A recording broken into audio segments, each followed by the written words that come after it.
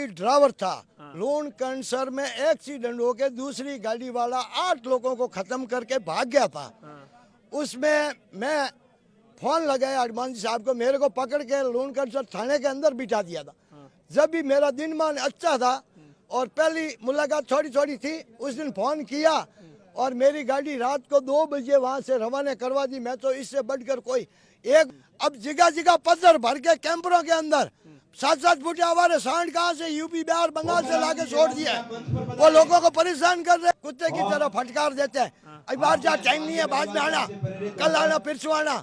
हमारा किराया खत्म हो जाता है। जाते जाते पूछते पूछते इतने पढ़े लिखे हैं, उनके बाप की कमाई थी, उनको कुर्सी पे बिठा दिया। गरीब आदमी को उनको लाख रुपया तिनका शुरू होने के बाद में कोई गरीब की वैल्यू नहीं है साहब की। इस सरकार के अंदर इतना पहले डोडो का भ्रष्टाचार होता था, थैला भरते थे ठेकों से। अभी बजरी का लूट मचा, ये ठेका बंद करके उनका जो किसानों के हाल साथ दिनेश जी पूछो, आप देखते ही हो। हमारे कहने से तो जरूरत नहीं है।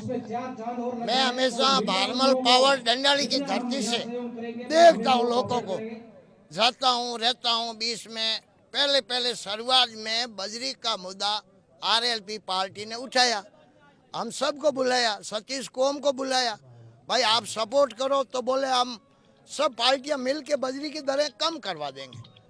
वो आए, बैठे, कुछ कम तो हुआ नहीं। 100 रुपया कोई ऊँट के मुंह में जीरे से क्या होता है। 550 की जगह बोले 450 किया है। शर्म आनी चाहिए उन लोगों को। अभी ये बता दूं आपको, क्यों नहीं कम कर रहे, क्या लग रहा है? और अगर कम नहीं कर रही, किसान का परिवार होता है, वो अपना कमरा बनाना चाहता है, तो कितना उसको लगता है कितना पैसा दे पाएगा? वो नहीं दे पाता है साहब, पैसे नहीं दे पाते हैं। ट्रैक्टर का 1.5 लाख रुपया का सालान, घर का महिलाओं का बुजुर्गों का गहना सोना बेच बेच के भरपाई कर रहा है इस सरकार की। इस सरकार के अंदर इतना पहले डोडो का भ्रष्टाचार होता था, थैला भरते थे ठेकों से। अभी बजरी का लूट मचा, ये ठेका बंद करके उनका झोला जम्बा नहीं भरा जाता है। अगर कितना लोग बंदानी आदमी है वो भी परेशान, भाई चलो छोड़ो, सरकार ने बंद कर दिया, कोई बात नहीं। वो बंद करके बजरी की लूट मचा दी। अब जगह जगह पत्थर भर के कैंपरों के अंदर 7-7 फुट आवारे सांड कहाँ से यूपी बिहार बंगाल से लाके छोड़ दिया है। वो लोगों को परेशान कर रहे हैं, किसकी जेबें काट रहे हैं। इसीलिए आरएलपी पार्टी ने यह संघर्ष किया, सारों दिन धरने पे सोई, प्रशासन को जगाने का काम किया।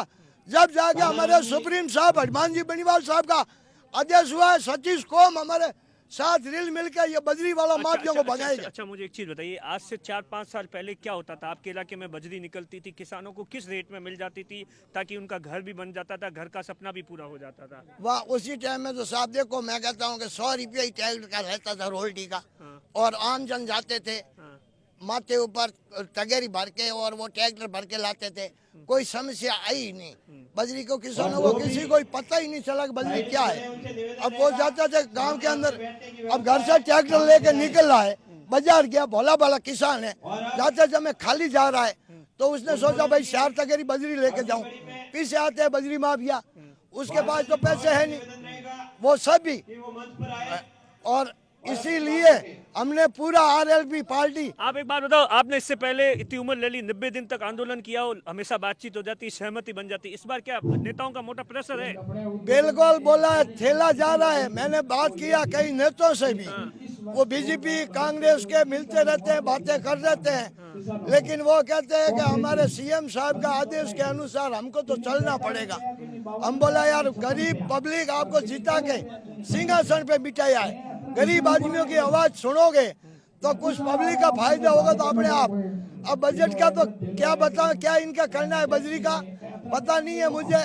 किसानों की आय बिल्कुल खत्म हो गई। आपके यहाँ कृषि क्लेम आ गए लोगों के? 2021 के पैसे आए खातों में? मेरा खुद का लगभग 700 कुछ आया है, मैंने नहीं दिखाया, सुना है। कितना आया? 775 रुपया 80 पैसे आए हैं। बस ये मेरा है। कभी 40 बीघा मेरे नाम पे खातेदारी है, 40-50 बीघा सरकारी जमीन। कितना पैसा आपने क्लेम के लिए, राशि कितनी दी थी? राशि तो उस टाइम में क्लेम से काटते हैं और हम भर देते हैं।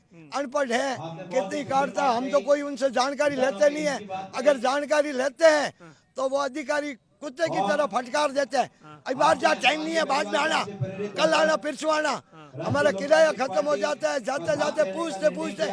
इतने पढ़े लिखे हैं, उनके बाप की कमाई थी, उनको कुर्सी पे बिठा दिया।